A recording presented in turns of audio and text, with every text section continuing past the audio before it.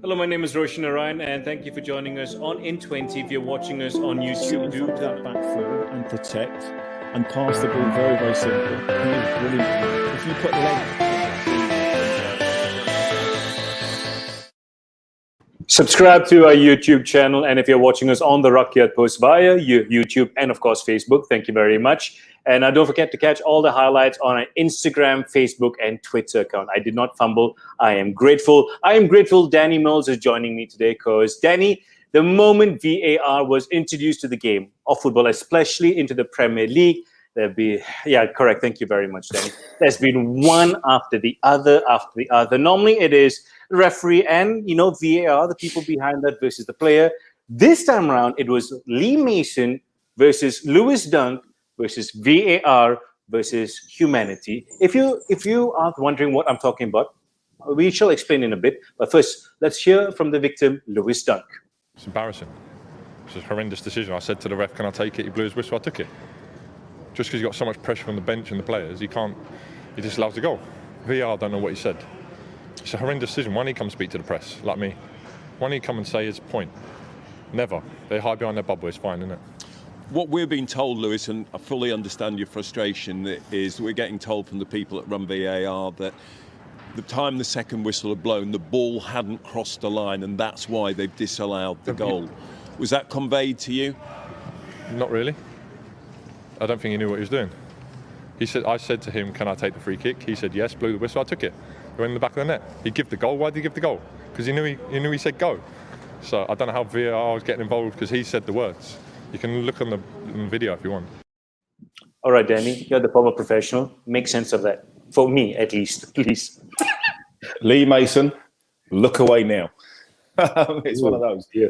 I mean, right. So go back. Let's start at the end first. Probably the right decision, or the right outcome, was correct in the end. Whoa! No.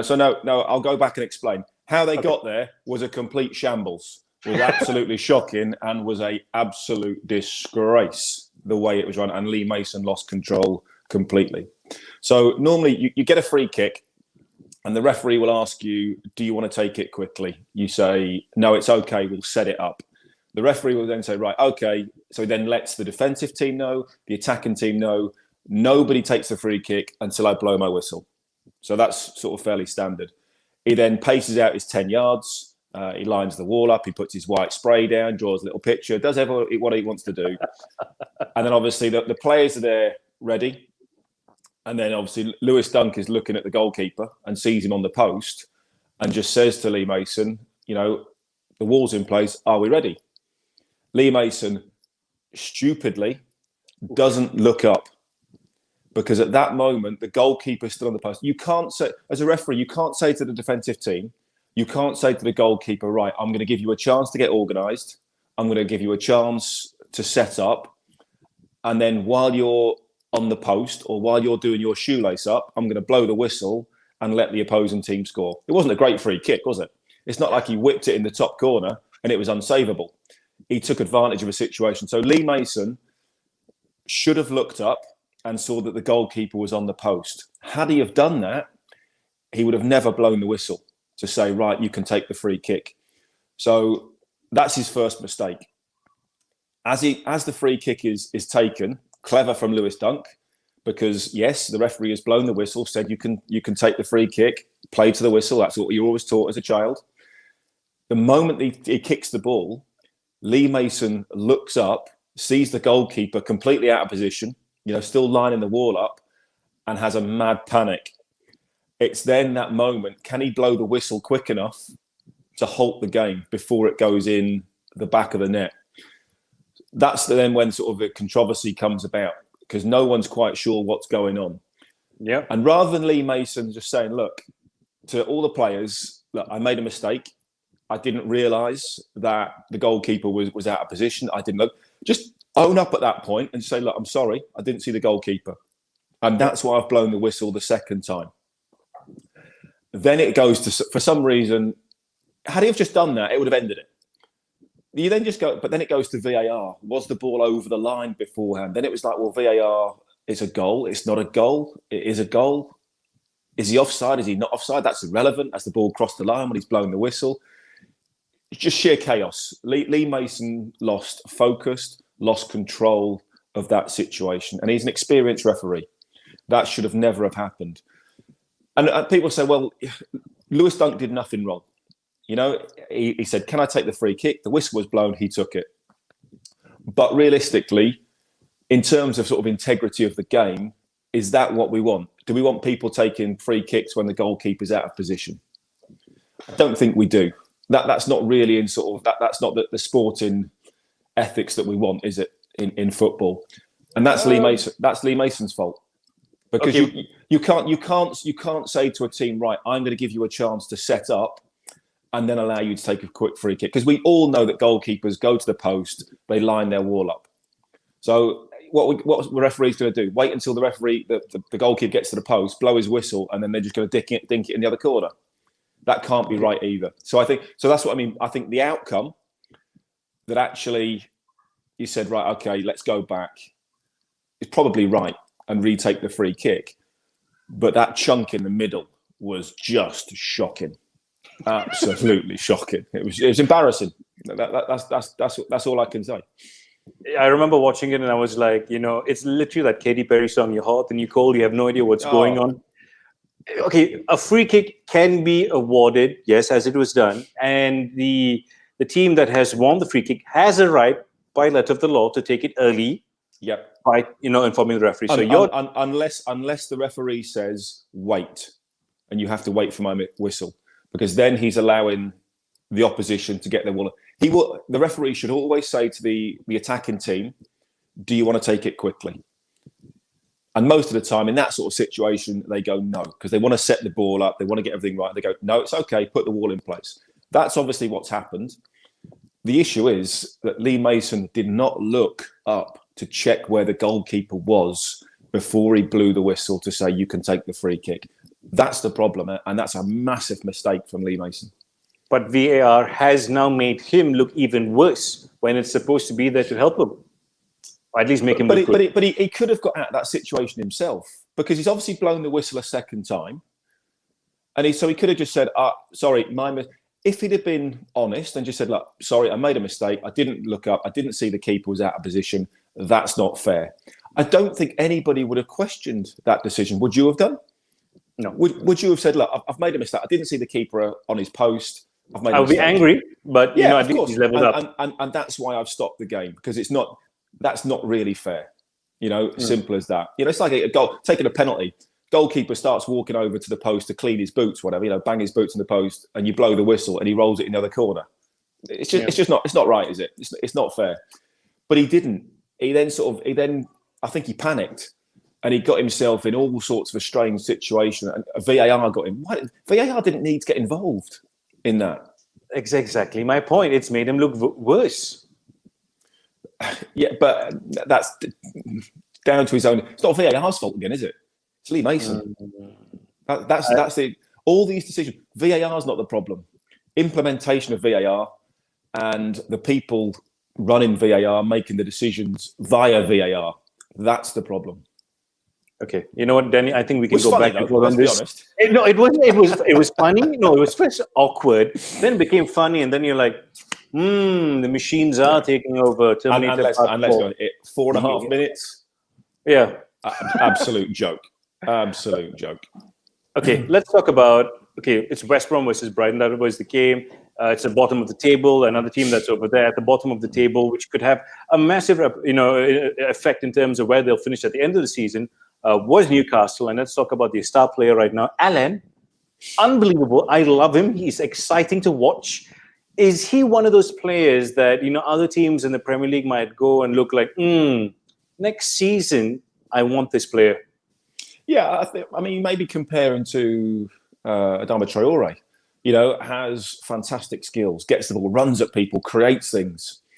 He's got to do it on a consistent level. I've said, when he came back for Newcastle and he played, he came on a sub, I think, the first couple of games after injury. He was exciting. He was fresh. He was doing things that nobody else did. He gives Newcastle that spark. And without a doubt, I think clubs will be looking at him and thinking, actually, if we put him maybe in a better team, a slightly more forward-thinking team. Leicester City. Well, possibly. Can we get more out of him? Does he offer us something different that we don't have? And the answer is probably yes. He's a little bit unpredictable at times, so you have to, and maybe a little bit inconsistent. So you have to accept that's going to happen from time to time. But without doubt, he's got real quality. He's got that little bit of stardust and offers something different and can create chances. So would you say he's good enough at least to play for the likes of Sevilla in Spain or perhaps Inter Milan in Italy? Oh, without a doubt. Any player with good technical ability and pace, that can then be honed. And then you can adapt that, you can train that, you can coach them to be in better positions, coach to be more consistent. He's a raw talent. I think that's that's what we look at. Can he now be taught maybe more of the basics and the fundamentals of the game? Of course he can. And will that make him better? Without a doubt. Okay, so that's one player in the Premier League who might end up in Spain or Italy. Let's talk about Kevin De Bruyne. He's 29. He's broken into the top 10 in terms of assists all-time. Great players have occupied that place right now. He's shy of David Beckham's record. You look at him, and if you were him, would you be going, listen, like I said, I'm 29 years old. I haven't won the Champions League yet. 2 questions. Realistically, can he win the Champions League with Manchester City, or should he go to the likes of Real Madrid or even Bayern Munich to win that title? Well, who's going to win it this year? Who's the favourites to win it? I think you probably look at Manchester City, and then you look at Bayern City Munich. This year? Well, who else? Who's favourites? I'll put PSG there.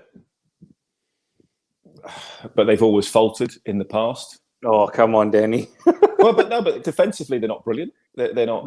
Okay, so you're looking at are their chances way better than Manchester City or Bayern Munich?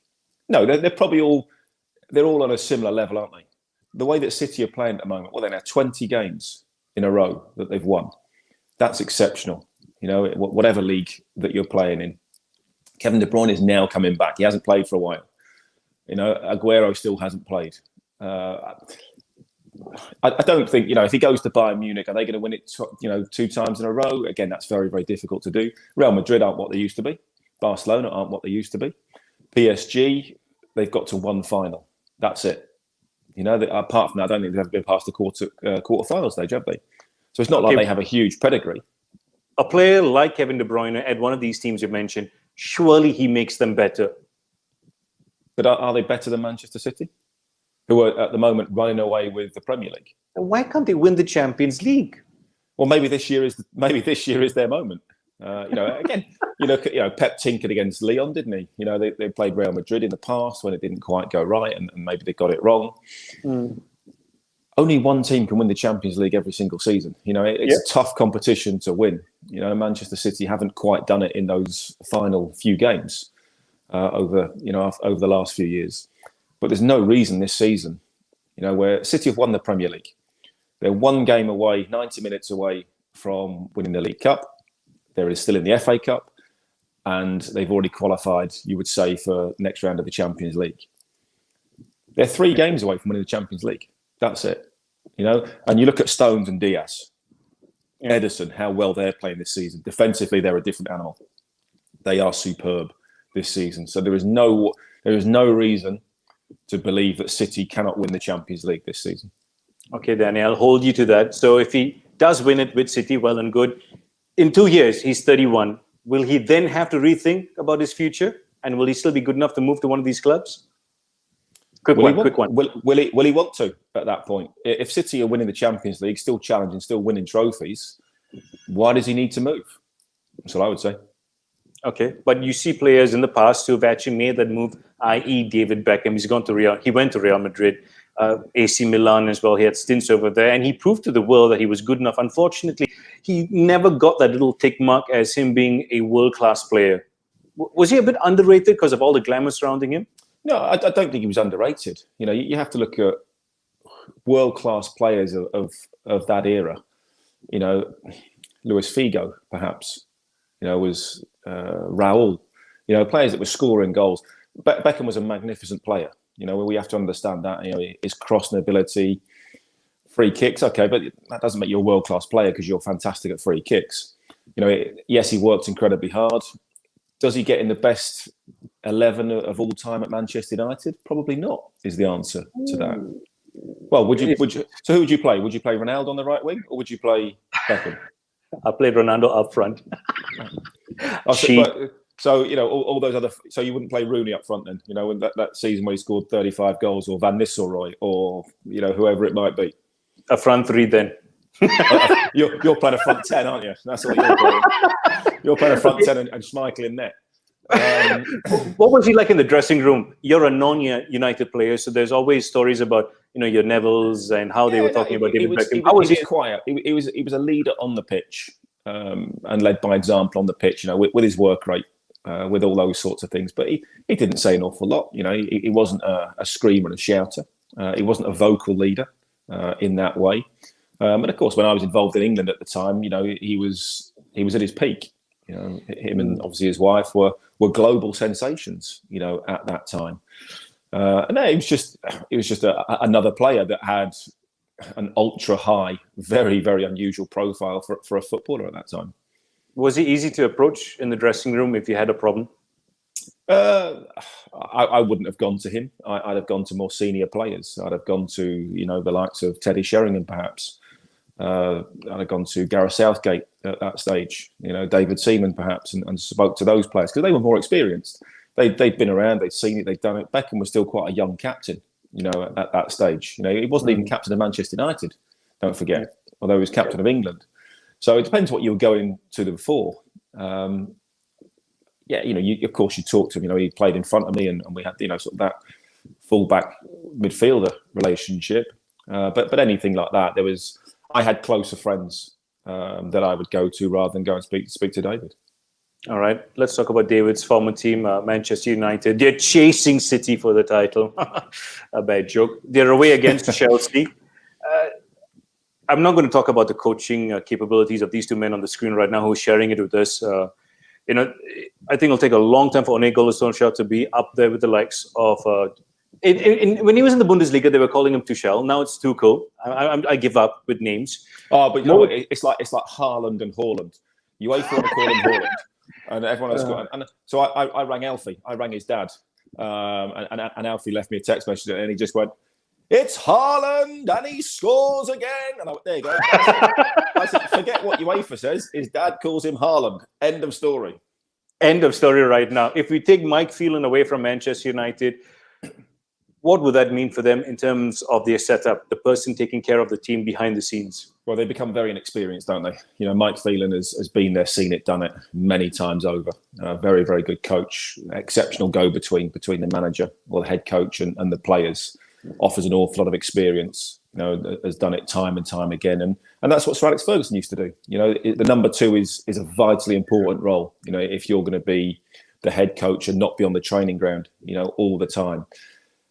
If he was to disappear, Ole Gunnar Solskjaer has to bring somebody in, I believe, with experience to help him out in that situation. Because Ole Gunnar Solskjaer is still not naive, but he's still inexperienced, in a managerial role at, one of the biggest clubs in the world.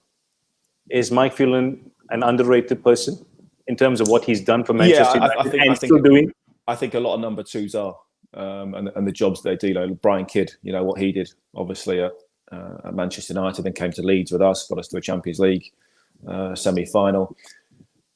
The role has changed slightly because obviously managers now, head coaches are on the pitch more often, and they have sort of often technical directors or sporting directors above them that do other bits and pieces. So they're on the training ground, they're on the pitch more often. But the number two role is such a key role, very, very important. You're doing an awful lot of coaching with the players. You have relationships with the players, and without a doubt, I still think it is one of the most important roles at the football club. By the way, I don't hate Ole Gunnar Solskjaer. We get messages on our Instagram account. I don't have anything against him. Oh no, I just don't like him very much. That's fine. No, I love Ole Gunnar Solskjaer. He was one of the best finishers in the game. As a player, unbelievable. As a player, but not as a manager.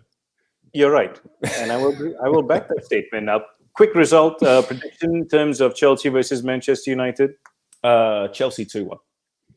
Thank you very much, Daniel. Tuchel and whatever you want to call it. Haaland, That's it. That's Haaland. going up on our YouTube channel. It's been a pleasure, Danny. Till the next time. Take care.